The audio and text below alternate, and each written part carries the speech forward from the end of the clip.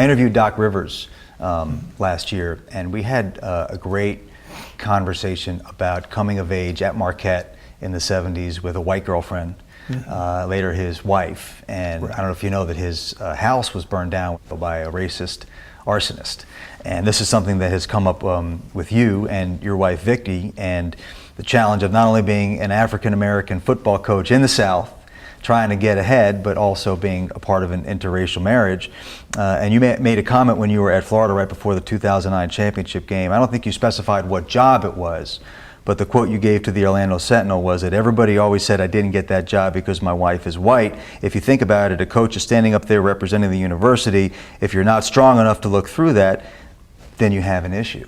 So looking back, now that you have this phenomenal job, how big of an issue was that as you were moving through the ranks? Well, I think that at the time, it's not so much, I don't know if it was an issue, but sometimes there are excuses made of why you don't get a job. And I don't know if that was being used as an excuse, but I always said this, Seth, my wife is white, it isn't gonna change.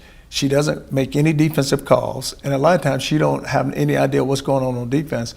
So don't judge me because of who I have as my wife. Because when we get down to it, you're a football coach, you go coach football, and then you go recruit, and you just go change player lives. And she can be a part of it, but it should never, your family should never come into play about who you are and who you represent. Mm-hmm. Did this come up, did Coach Holtz help you with this at one point in South Carolina? I read somewhere that you almost walked out of the job because some of the locals were chattering and he worked the phones a little bit and put it to rest. No, I think that Coach Holtz made a great point to me one time, and we were talking about it. He said, let me ask you a question. He said that, 90% of the people really don't care, the other 10% don't have anything else to talk about. So you're gonna let 10% of people ruin your life. That's a good way to look at it. Those 10% can be very loud though. Yeah. And they tweet. I don't know if you know about Twitter now, but they tweet. But no, and I love that you mentioned Jackie Robinson, because to me the intersection of sport and culture, sport and society, sport and race, that's why sport is so good about advancing our social awareness, because the ball doesn't know, does it? Well, the ball doesn't know, and if you watch it within any sport, whether it be baseball, the football, the basketball, the track and field, even look at soccer, look at the World Cup now, and you look at the number of blacks playing soccer, which that wasn't heard of 10 or 15 years ago, but you're right, the sports know no color. It's all about just winning and becoming a team and playing together and watching, just becoming a teammate and watching one another grow and not judge who you are. Sad to see these numbers dwindling though too. I'm sure you've seen the statistics at football and basketball. The ratio of African American coaches is either plateaued or going down in a lot of areas. Would you like to see a Rooney Rule in college football, where at a certain level, if there's a job opening, the teams are required to include a minority candidate in that interview process? It seems to have worked pretty well for the NFL.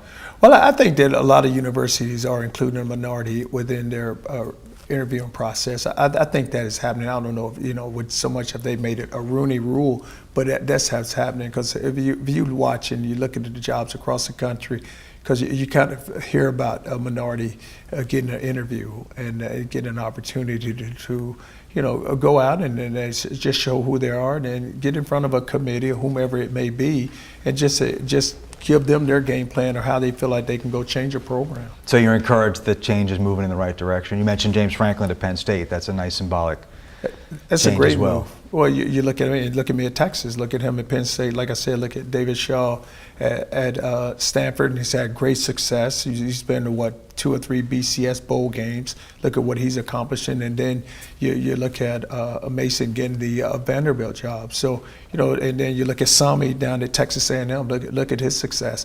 So it's there, and think about it when I don't think we judge any differently. It's all about going and winning football games at the end of the day.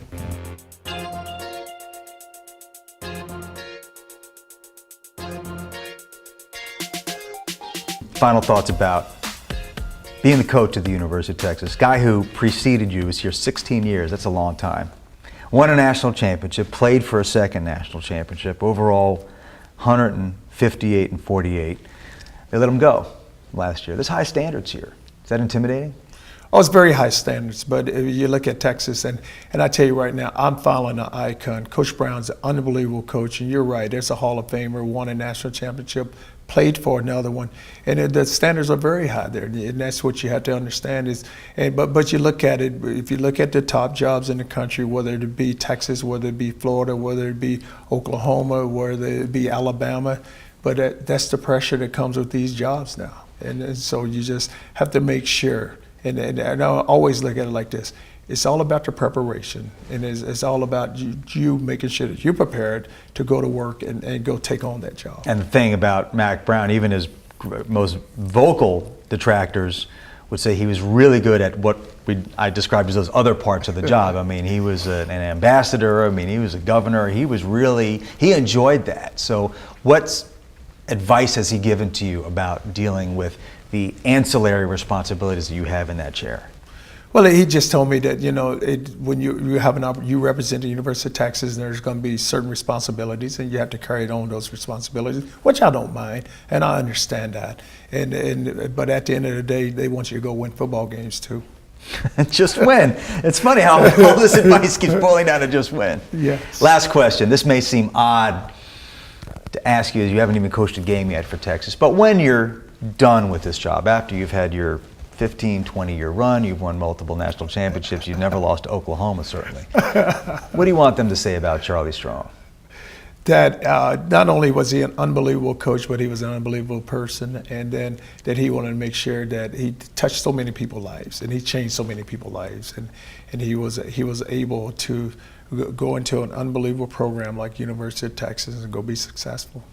Well, listen, you got grown man problems now. I can't help you, but it's exciting. I'm excited for you. I'm excited for Texas, and I'm excited for college football. It's going to be a great story. Thanks for stopping by. All right, it's really thank you, a pleasure Sam. being with you, Charlie. Thank you. Thanks very much. Yes.